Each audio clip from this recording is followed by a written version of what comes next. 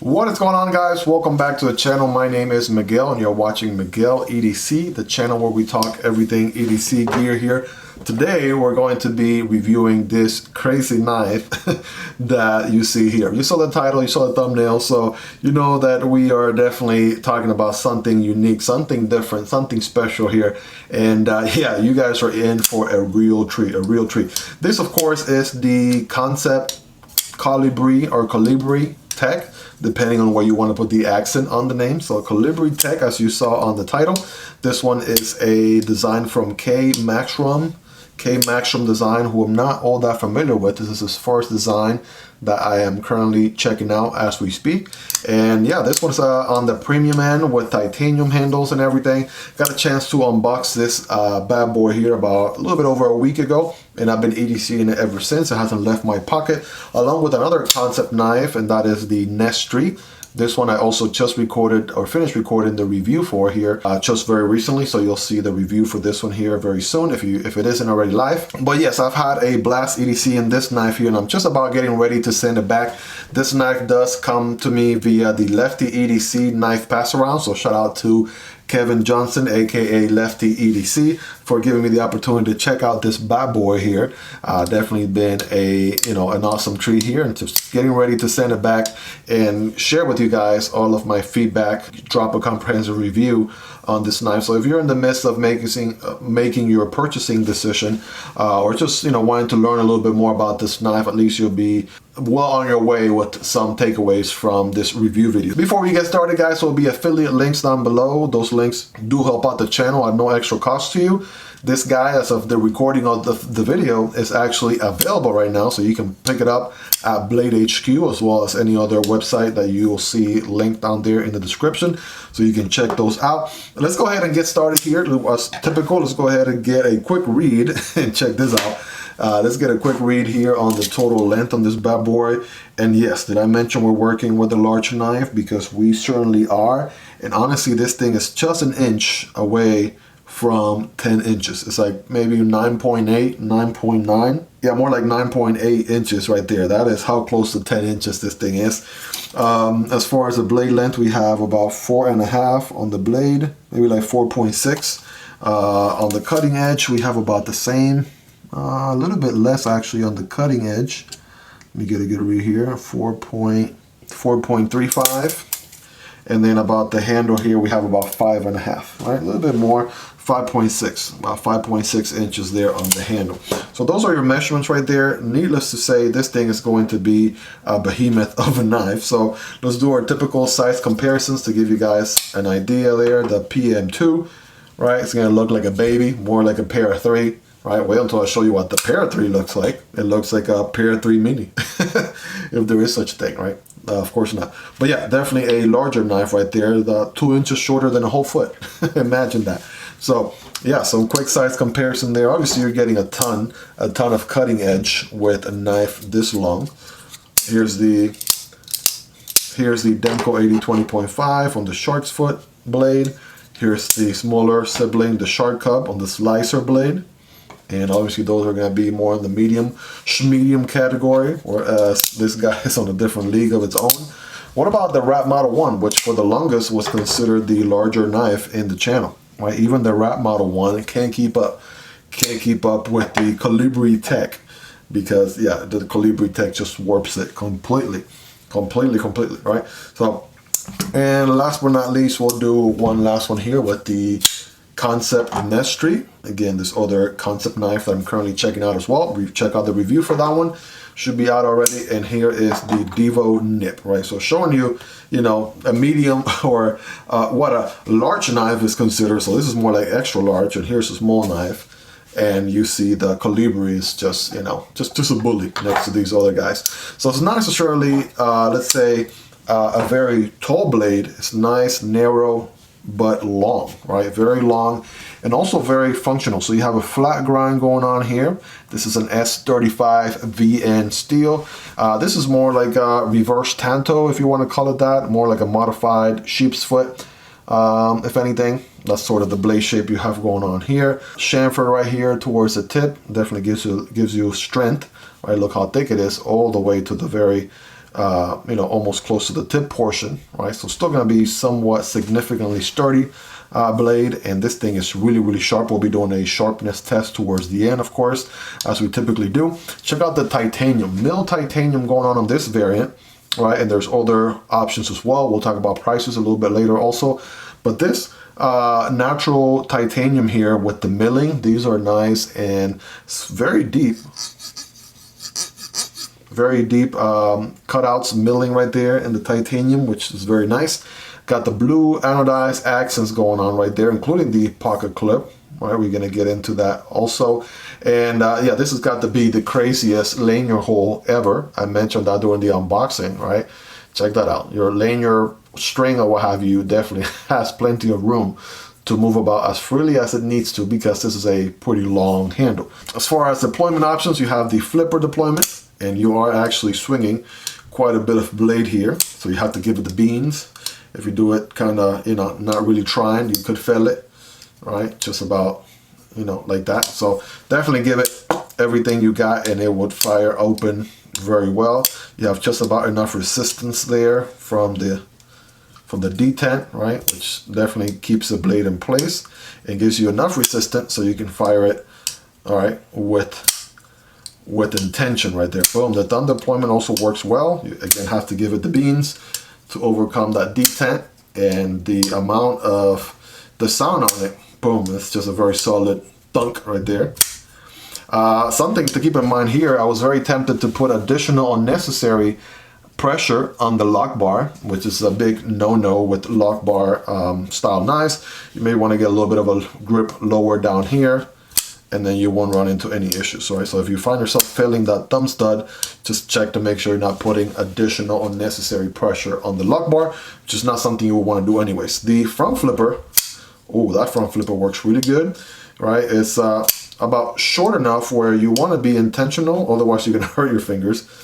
But you're able to get it to work. Some other people were complaining, you know, why add the flipper, the front flipper, if it already has the back flipper and thumb studs, you know, on either end. Hey, I'm all about, you know, knives that have as many deployment options as possible. You want to toss a button lock in here, I'm happy, right? So give me as many deployment options as I can get for my money, and I'm a happy camper. So I feel like the front flipper, see, I just felt it right there because I was gripping it a little bit too high. If it were just a tad bit taller, that would help a smidge, if anything. But yeah, it is very functional. Once you get the hang of it, right, you are good. Just want to make sure you remember that you have to leave enough room from where your index finger is for this flipper tab to not catch your finger on the way in, okay? But yeah, other than that, that works really good. The reverse flick, on the other hand, that one is, oh, that one is a little bit challenging. And honestly, that one beat up my thumbnail a little bit because it's just a lot of blade, and you're pushing a lot of, yeah, you're pushing a lot of blade out. So it wasn't my favorite in this case. So, you know, I would give that one maybe like a 4 or 5 out of 10, whereas everything else was solid. Thumb deployment was good. Back flipper here is good. Front flipper also really good as well. So those are your different deployment options going on there. Let's get a quick carry profile here. Thickness against the PM2. All right, so it's going to be just, what is that, a little bit thicker than the PM2, but not by much. Okay, and therefore thicker than the PM Para 3. All right, same deal going on here with the Demko AD 20.5. Thicker than the Gravity scale AD 20.5. Here's your wrap model 1.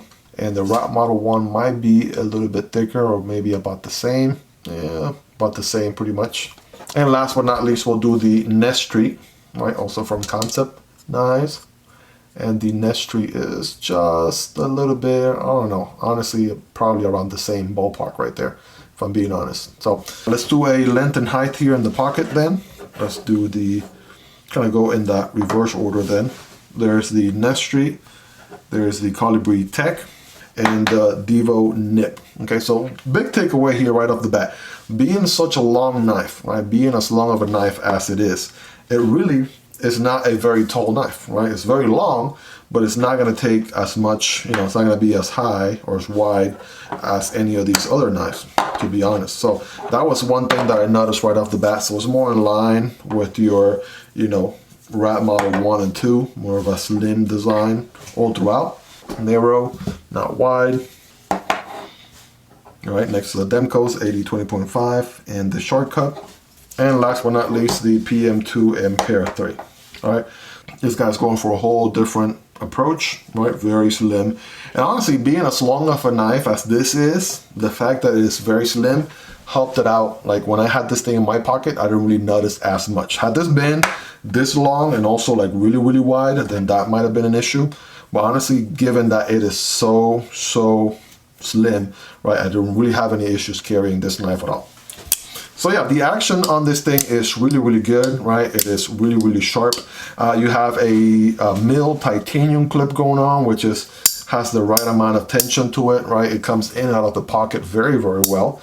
What it is not the deepest carry clip, right? So you have about that much of the knife sticking out. If you're absolutely looking for the deepest carry option, this might not be it, unless you know, maybe they make an aftermarket clip for this knife. I'm not entirely sure, but yeah, about that much will be sticking out of the pocket. It is not reversible for some reason. So, I mean, it is a titanium scale knife. So as a righty, I'm a little bit biased for having a cleaner look on the non-show side.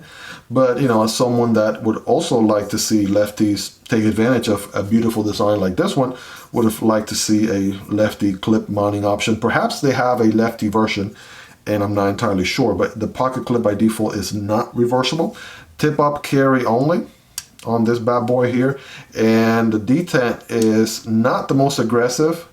Definitely a departure from the detent on the Nesstreet, right? This one was a little bit more aggressive, a little bit more stiff, given that this is obviously a smaller, shorter knife. This one being as long of a blade as this is, right? You're definitely swinging a lot of blade anytime you open and close this knife. So I'm glad that they didn't make the detent extra crazy stiff, right? Also because you're front flipping it, you want it to not be a crazy detent either, right? So it has just the right amount of tension. Check out the quality, the overall quality on this knife, you guys. If I can, you know, really showcase, if the camera even does it justice, I want to say for, you know, a knife like this one, the milling, the titanium is very well milled.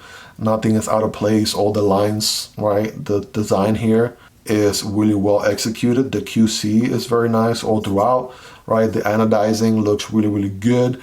It's a little bit more of a blue on the hardware, and the thumb studs more like a purple going on the clip. So if I'm being nitpicky, that might be about the only thing really, you know, more of like, hey, if we're going for purple, let's go for the purple. If we're gonna go for the deep blue, let's go for the deep blue, but nothing too serious, more like nitpicking there. We have a steel lock bar insert, which helps with, you know, something like a lock bar right there, so the titanium doesn't get damaged over time. Even the screw for that is anodized as well. All right, check out how drop shotty this thing is. All right, check that out. Obviously, this long of a blade is putting in a lot of work because of gravity and how much it weighs. And that actually takes me to the next thing, right? So again, very drop shotty. But you would think for an almost 10-inch long knife, this doesn't feel like a heavy knife, really. Honestly, I'm willing to bet perhaps the Nesstreet might weigh a little bit more, giving its G10 and all with stainless steel liners. Probably weighs more than the Colibri Tech. So before we do the weight check, let me see. We do have quite a good amount of milling going on this side that you can see there, right? If I flip it around, there's even milling going on the pocket clip side also. And again, being this long of a knife, it doesn't feel crazy heavy. So quick weight check, of course. The Nesstreet was 4.5, okay? Something like a Microtech MSI with polymer scales is 4.7, all right? Where does a titanium Colibri with S35VN come in? Boom, 4.8, right? 4.8. So honestly, it's not bad, right? You're looking at a large knife, and even though, right, it is just a tad bit heavier than the Nesstreet, right? Because it is a longer knife, I would think this will weigh a ton more, and it really doesn't feel like that much heavier than this other one, right? So that's the point I was trying to make, really, right? It is not really all that heavy for as much knife and blade and overall length that you're dealing with here. So that's not bad at all. As far as the blade stock thickness, on the thickest portion is about 0.14, All right, so that's nice and robust right there. It actually stays pretty much consistent all the way to about, you know, close to the tip portion right there, which is not bad. And then on the handle side, we have about, all right, give me 1 second, let me make sure. There we go. All right, we have about 0.50, all right, 0.50. So it's right about ½ an inch right there on the handle, right, which is pretty good, pretty consistent, right, not bad. Ergonomically speaking, right, let's talk about ergonomics for a second. So you have, very similar to the Nesstreet, you have a cutout here for your index, right, and then all other fingers follow suit there. Look how much handle I have left. I have about, you know, if I had a sixth finger and a seventh finger, I would definitely still have plenty of room for those other additional fingers, if that were the case. That's how big of a knife you're working with here. If you want to do a little bit more of a grip back here, you can. Right? You definitely have plenty of options going on. The flipper works as a nice finger guard as well. So, you know, if you were thrusting or poking into anything, right, your hand isn't going to just slide forward into the edge, which is good, right? Got that nice finger guard going on there. So ergonomically, it feels really good. This pocket clip, man, this is the definition of hand melting pocket clip right here, because I don't feel it. I don't feel it. Like, that pocket clip is there, but because it is just one straight line, I don't really feel that pocket clip whatsoever when I'm really bearing down on it as hard as I want to. There's no issues there with that pocket clip, which is perfect. Got a little bit of jimping here, which is the same jimping you use to front flip it. So you could do a little bit of a grip like that. You could also, if you want to get a little bit more control of the blade and do some longer slices like that, you can. Rest your thumb here on the portion of the blade there. You could do, you could do some, you know, for what it's worth, do some utility cuts with that tip. Still pretty functional, still lower, right? The tip is still lower than the pivot right there, so that's not bad at all. So you can do some draw cuts if you wanted to. You still have a substantial amount of belly going on there, so that's not bad, right? Definitely a very functional blade. Now, I'll tell you the truth. I asked my wife, you know, what do you think about this knife, right? She's definitely not into EDC or knives, and as much as I want to convince her, right, she's still a little bit on the fence, so I know she's going to give me an unbiased answer. And she said, you know, that looks like a kitchen knife. That was her first impression on this knife when she saw it. And I'm like, you know what? I'm willing to bet that if you take this to the campsite, or if you're doing some food prep with this thing, it would definitely get some good work done, right? Talk about a slicer right here. You can slice, right? Do some chopping if needed, right? Get a grip back here, do some chopping if you wanted to. Like, this thing can do it all, right? Definitely a chef knife, if anything. If you want to, you know, skin or scale some fish or something, this might just do it. And again, I'm not a fishing expert or anything, so I'm just about borderline of my comfort zone, so I'm gonna about stop right there. But yeah, kitchen knife was her first impression. But honestly, I mean, this thing can pretty much do it all with being such a long blade. So perhaps, you know, you might definitely check your local laws, because if you're really seeing this thing, it's definitely above that 2-inch or 3-inch blade threshold that a lot of places have. So that's something to take into consideration. Absolutely. Let's do a quick hardware check on this bad boy. As per usual, guys, my tools are linked down below.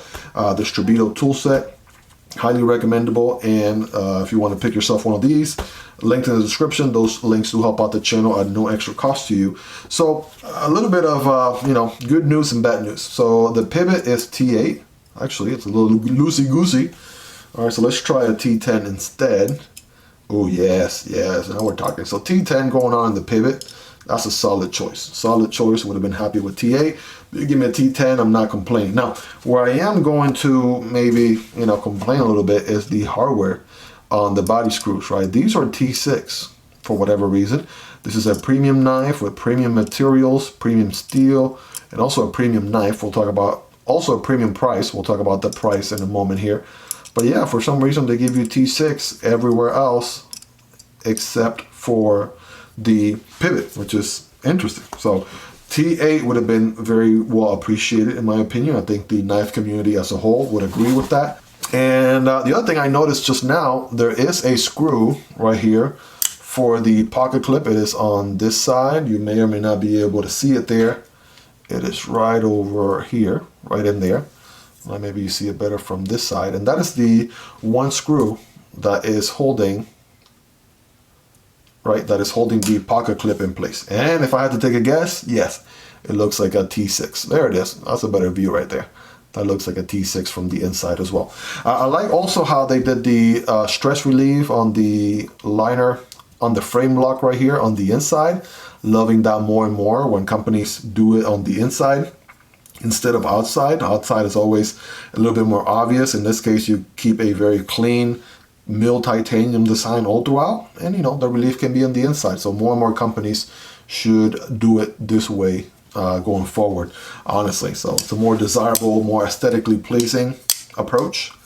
But yeah, ball bearings going on this bad boy. Drop shutty action is amazing. Amazing. You don't even have to shake it or nothing. Like, look at that, right? The blade just comes shut all on its own. So a quick paper cutting test here for what it's worth. This is not really going to prove much, but yeah, we know this thing is going to slice. And keep in mind, this is not out of the, yes, this is not out of the box sharp or anything like that. It's definitely seen some use from the other YouTubers from Lefty's Knife Pass Around that have reviewed it already. And bam, yeah, this thing can cut, and it will cut like crazy. Check that out. Yeah, you can get crazy with it if you want to. Definitely a slicer right here, and you have a ton of edge, or a cut right there. You have a ton of edge to do your slicing with. All right, so you just want to get that initial bite to go, and once you get that initial bite, boom, we are in business, baby. Check that out. So yeah, obviously we know it can do paper all day. That's not really a shocker there, but you know, check out what it does with cardboard. So remember, when cutting cardboard, always cut instead of perpendicular at an angle like this for a better performance. And just check out the cardboard here.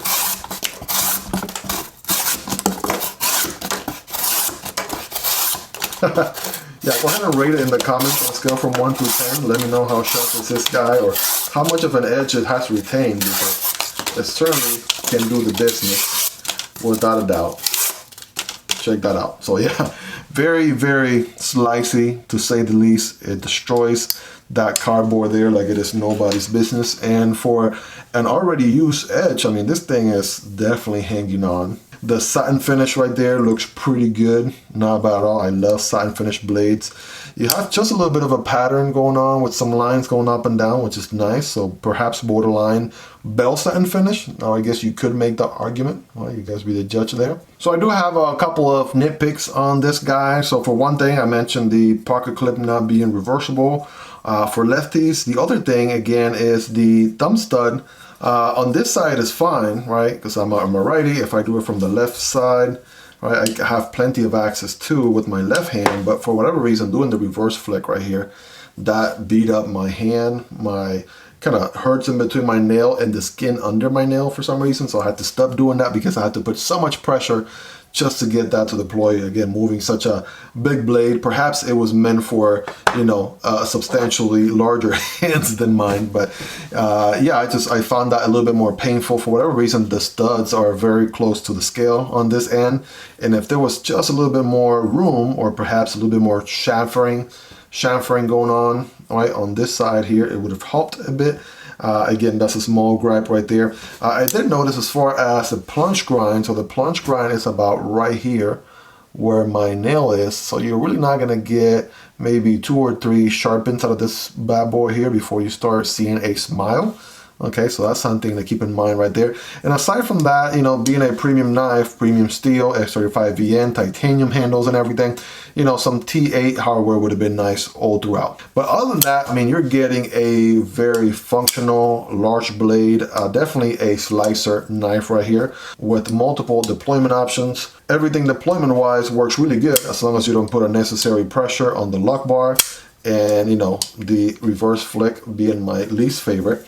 Ergonomically speaking, it's a very comfortable knife, right? Very functional. That jimping here, perhaps a little bit more jimping throughout the spine, right? Would have been nice.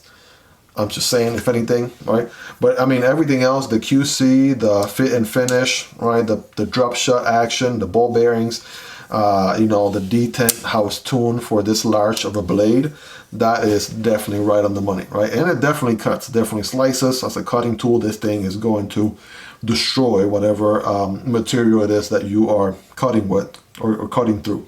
That being said, a little bit on the price, and I am seeing this guy here on the Blade HQ website, for example, coming in at around $189. Let's call it $190, right? And you have different options. You have blacked out blades with bronze titanium. We have black titanium, green titanium, and this regular silver titanium, right? So yeah, you have different titanium combinations for the handle. Then you have your satin finish or otherwise blacked out blade as options, and typically retails for around $266, and it's on sale now for $190. So again, check out those affiliate links below if you're interested. Those affiliate links do help out the channel. If you're interested in picking up one of these, right, definitely helps out the channel at no extra cost to you. So ultimately, do I recommend this guy? So here's what I will say, right? So typically when I first unboxed this knife, and you're welcome to check out the unboxing video on this bad boy, this was like a whole different, world for me, because I'm good on the perhaps, 6 to 7 inch, maybe 8 inches, like on this bad boy here, right? I'm good with this length. But this is just a whole different, knife, right? Like a whole different length of a knife, definitely larger. You definitely want to be aware of your local laws if you can even carry a blade this long, or you can EDC a knife with this much blade or cutting edge. But me personally, I'm not typically the large knife kind of guy up until I started EDCing this guy. Now, what this guy does differently is, again, you're dealing with a very long knife, but also very narrow. So carrying this thing, tossing it in your pocket, like you almost forget that it's there. So I feel like that part was very well executed, because you can still have a very functional long blade, right? And get all the perks of working with a larger knife, right? This thing can definitely do some serious cutting and things like that. You got the premium materials. The QC is pretty good, right? Check out how aligned that is, right? Pretty much smack in the middle right there. And yeah, it has retained a pretty good edge, right? So yeah, I was really impressed with this knife. I would say I highly recommend it myself. I'm surprised that, again, it might be one that I pick up for me personally in the future, because again, I like the fact that it's very, very slim, right? The quality is there. All right, Kansept is making some good knives. I see their titanium. I like how they execute the milling on the titanium. The quality is really spot on, chef's kiss right there. And honestly, again, can you really tell that you're dealing with an almost 10-foot knife? Not really, until you open it up, right? Because of how slim it is. So yeah, it is definitely going to carry a little bit longer, but that slim profile helps it a ton. And honestly, the milling here is next level. Very well done, very well executed. And yeah, it's you do also have to like the design. So this reverse tanto modify sheep's foot, right? You have to obviously like that design. If that is something right up your alley, then this is definitely going to be a good knife to check out as well. I want to say the front flipper works really good, right? Had it been a little bit longer, it might have probably helped a tiny bit, right? D10 is tuned very well for this long of a blade. Honestly, I mean, this is a very, very solid knife. S35VN, right? The beginning of your premium steels, if anything. So you have a solid steel there that's going to be pretty good. And easy to sharpen when the time comes. So that is the Colibri Tech knife. Check out the affiliate links in the description, guys, if you're interested in learning more. Let me know in the comments if I missed anything. What more do you want to learn or know about this knife? What other questions do you have? Let me know in the comments. Let's hang out down there. So anything that I didn't discuss in this video, we can, definitely have a discussion in the comments. If you made it to this point, guys, smash that like button. It is free and it helps the channel grow and reach a larger audience. Go ahead and smash that subscribe button if you're into knife content. I post multiple knife videos on a daily basis, so definitely worth coming back for more.